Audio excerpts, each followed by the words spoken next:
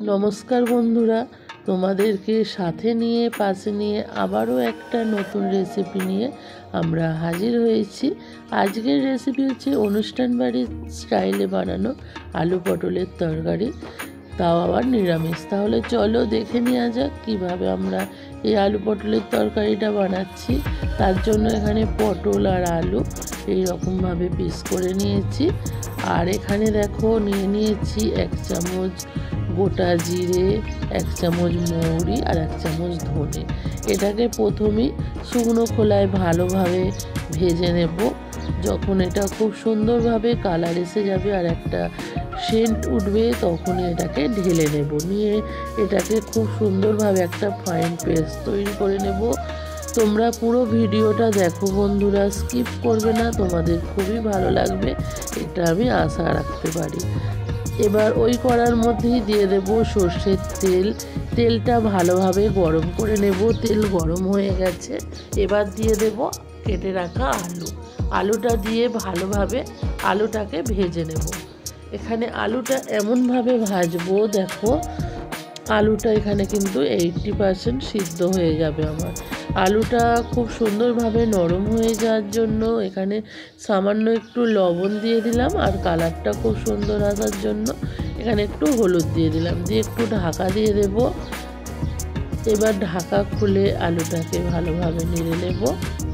দেখো আলুটা কিন্তু খুব সুন্দরভাবে আমার কালার এসে গেছে আর আলুটা ভাজাও হয়ে গেছে। এবার আলুটাকে আমি তেল থেকে তুলে নেব। সমস্ত আলুটাকে তুলে নিয়েছি। এবার কড়ার মধ্যে তেল আছে, ওই তেলের মধ্যেই দিয়ে দেব পটলগুলো। পটলটাকে দিয়েও ভালোভাবে ভেজে নেব।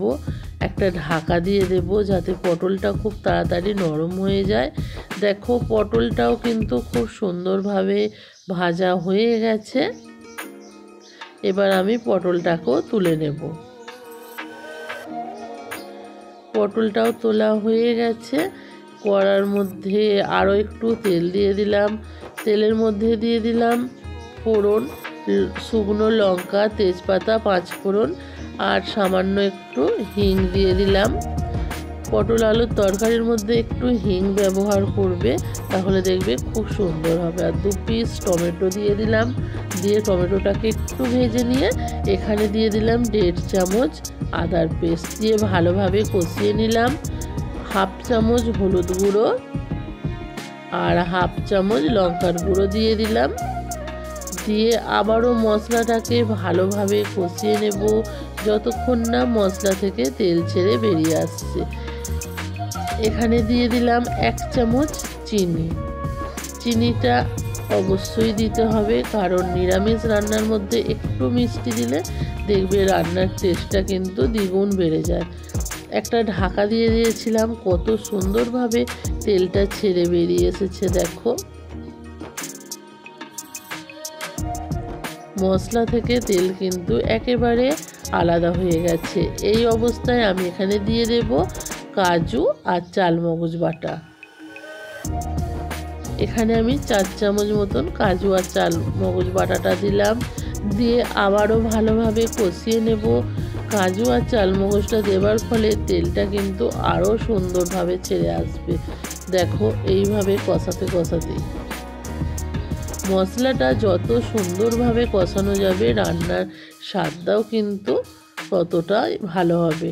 আমরা তো আলু পটলের তরকারি সবাই করতে পারি, কিন্তু এই রকমভাবে একবার হলেও বানিয়ে দেখবে বন্ধুরা, খুবই ভালো হয়। এটা অনুষ্ঠান বাড়ির রান্নাকেও হার মানিয়ে দেবে। দেখো একটা ঢাকা দিয়ে দিয়েছিলাম, কত সুন্দরভাবে তেলটা ছেড়ে বেরিয়ে এসেছে। মশলা কিন্তু আমার একেবারে কষানো রেডি হয়ে গেছে। এবার আমি এখানে দিয়ে দেব ভেজে রাখা আলু আর পটল একসাথেই দিয়ে দিলাম, কারণ আমি তো প্রথমেই বলেছিলাম আলুটা আমার এখানে 80%-এর উপর সিদ্ধ হয়ে গেছে। তার জন্য আলু আর পটল একসাথে দিয়ে ভালোভাবে কষিয়ে নেব। আর এখানে দিয়ে দেব স্বাদ মতন লবণ। স্বাদ মতন লবণটা দিয়েও ভালোভাবে কষিয়ে নেব আর দিয়ে দেব জল। এখানে খুব বেশি জল দেব না, দিয়ে ভালোভাবে জলের সাথে এই আলু পটলের তরকারিটাকে মিক্স করে নিলাম।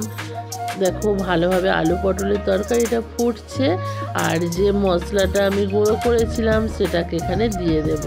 এই রকমভাবে মশলাটা গুঁড়ো করে একবার দিয়ে করে খেয়ে দেখো, আলু পটলের স্বাদটাই কিন্তু অন্যরকম হয়। একটা ঢাকা দিয়ে দিলাম, দিয়ে 5 মিনিট মতন রান্না করে নেব। 5 মিনিট পর ফিরে এলাম বন্ধুরা। দেখো খুব সুন্দরভাবে রেডি হয়ে গেছে এই আলু পটলের তরকারি। এবার এখানে দিয়ে দেব ঘি আর গরম মশলা। গরম মশলাটা এখানে স্কিপ করে গেছি বন্ধুরা, তোমরা একটু অ্যাডজাস্ট করে নেবে, কারণ নিরামিষ রান্নার মধ্যে ঘি গরম মশলাটা অবশ্যই দিতে হবে। দিয়ে গ্যাসের ফ্লেমটা অফ করে একটা ঢাকা দিয়ে দেব। 5 মিনিট ঢাকা দিয়ে রাখবো। 5 মিনিট পর ফিরে এলাম বন্ধুরা। দেখো কত সুন্দরভাবে রেডি হয়ে গেছে এই আলু পটলের তরকারি। আজকের রেসিপিটা তোমাদের কেমন লাগলো অবশ্যই লাইক কমেন্ট শেয়ার করবে, আর যদি ভালো লাগে আমার চ্যানেলটাকে একটু সাবস্ক্রাইব করবে।